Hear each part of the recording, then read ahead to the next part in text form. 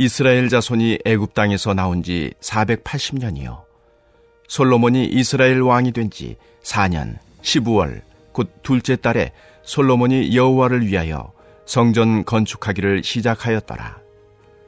솔로몬 왕이 여호와를 위하여 건축한 성전은 길이가 60규빗이요 너비가 20규빗이요 높이가 30규빗이며 성전의 성소 앞 주랑의 길이는 성전의 너비와 같이 20규빗이요 그 너비는 성전 앞에서부터 10규빗이며 성전을 위하여 창틀 있는 붙박이 창문을 내고 또 성전의 벽 곧 성소와 지성소의 벽에 연접하여 돌아가며 다락들을 건축하되 다락마다 돌아가며 골방들을 만들었으니 하층 다락의 너비는 5규빗이요 중층 다락의 너비는 6규빗이요 셋째 층 다락의 너비는 7규빗이라.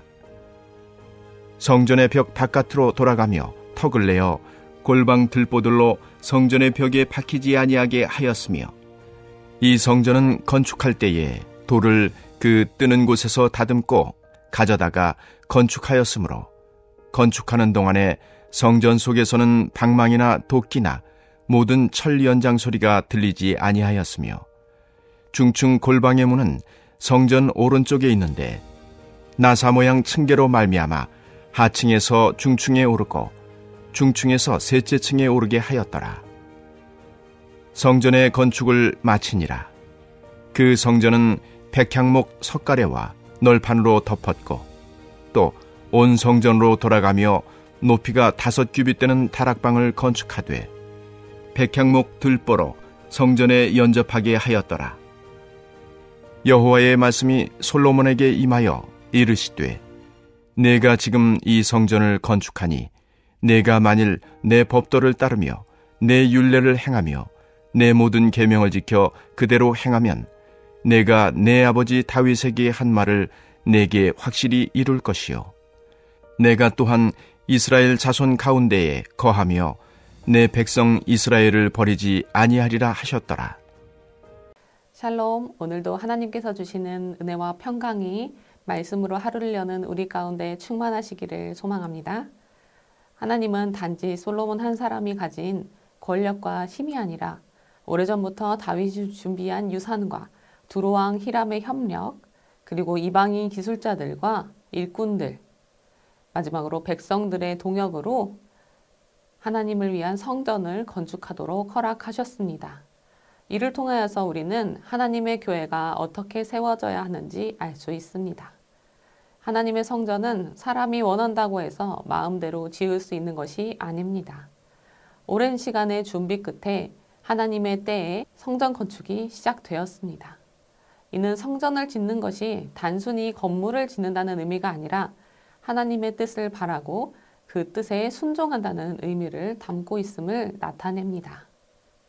솔로몬 시대의 번영과 풍요를 생각했을 때 어떤 건물보다도 화려하고 웅장하게 성전이 지어져야 한다고 우리는 생각할 수 있습니다. 그러나 장막보다 4배 정도 크고 조금 더 화려할 뿐 그 구조나 골격을 보면 제사장들만 출입할 수 있는 성소와 지성소에 다락과 골방들이 추가된 것 외에는 모세의 성막과 크게 다르지 않았습니다. 그런 면에서 성막의 제도를 가르쳐 주셨던 하나님의 계획과 섭리를 따르고 있음을 알 수 있습니다. 교회는 어떻게 세워져야 할까요? 인간의 필요나 욕구에 따라 세워지는 것이 아니라 하나님의 계획과 섭리 가운데 세워져야 합니다. 공사장이라고 하면 온갖 시끄러운 소리와 먼지들이 가득하며 각종 자재들이 쌓여 있고 흩어져 어지러운 모습을 보이기 마련입니다. 그러나 솔로몬의 성전 건축 현장에서는 그 어떠한 철 연장 소리도 들리지 않았다고 기록되어 있습니다. 이렇게 성전 내에서 쇠로 된 연장을 사용하지 않은 것은 하나님께 경외감을 표현하는 방식이었습니다. 성전이 지어지는 과정조차 하나님의 거룩하심과 평화를 드러내고 있었던 것입니다. 하나님은 다윗이 성전을 건축하기를 소망하였지만 그것을 막으셨습니다. 왜냐하면 그가 전쟁에서 피를 많이 흘렸기 때문입니다. 그러므로 하나님의 거룩하심을 나타내는 성전을 건축하는데 다윗이 적합하지 않았기 때문에 그의 성전 건축을 막으셨던 것입니다. 골방에는 성소로 통하는 통로를 만들지 않아서 제사장들이 사용하는 공간과 하나님께서 거하시는 성전을 구별하여 지었습니다. 이러한 요소들은 이스라엘 백성들이 거룩함 가운데 하나님의 성전에 나아가야 함을 알려주고 있습니다. 우리 성도들은 성령님께서 거하시는 거룩한 성전입니다. 그리고 교회는 그리스도의 몸입니다. 그러므로 성도는 다른 사람들과는 구별된 거룩한 존재로 살아야 합니다.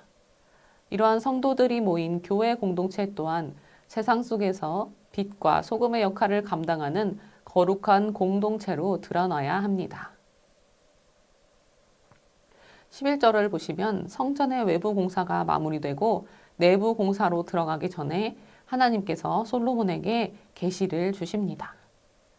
그가 다윗이 걸었던 믿음과 순종의 길을 걸어가면 다윗 왕조와 그 백성에게 하늘의 복을 부어주시겠다는 약속의 말씀을 주신 것입니다.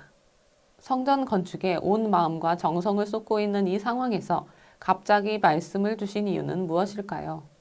이 말씀을 주심으로 인해 건축하는 성전 자체가 중요한 것이 아니라 솔로몬과 이스라엘 백성들이 하나님께 순종하는 것이 더 중요한 것임을 되새기게 하신 것입니다.